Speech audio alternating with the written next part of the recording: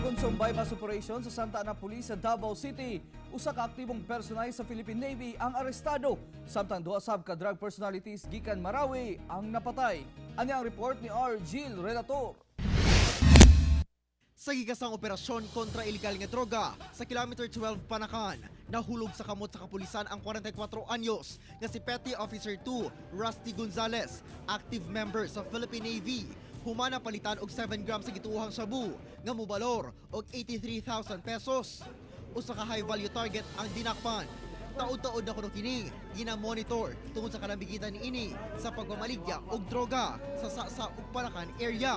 Automatic na adjud na na siya tubangon nga administrative sanction no, sa Navy kay una basta naatay criminal charges sa any government employees.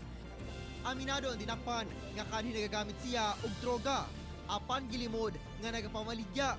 Wala man sir, kay bali transaction naman to sa sir, pero wala man dyan niya kuha na dito na drugs.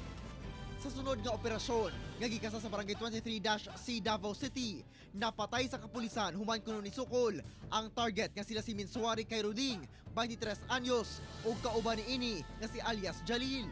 Usa ka sa siya sa gituhang shabu ang napalit gikan sa primary target nga si kay Ruding. Samtang laing samang droga nga mobalor og 912,000 pesos ang na-recover sa patayng lawas ni ini. Kay December karon so expected nga daghag bonus daghag kwarta ang mga tao so dako ang higayon no ang tsansa nga makapamalit maupod siguro na nga nadyo mga langyaw no nga nagaani dito sa syudad aron mamaligya. Gikan matud pa sa Marawi ang source sa droga, sanglit residente didto ang mga napatayng suspek ug nagahulog kuno og bulto nga supply sa syudad. Kauban si Jojo Solarte sa kamera. Ako si R. Gil Relator para sa One Mindanao.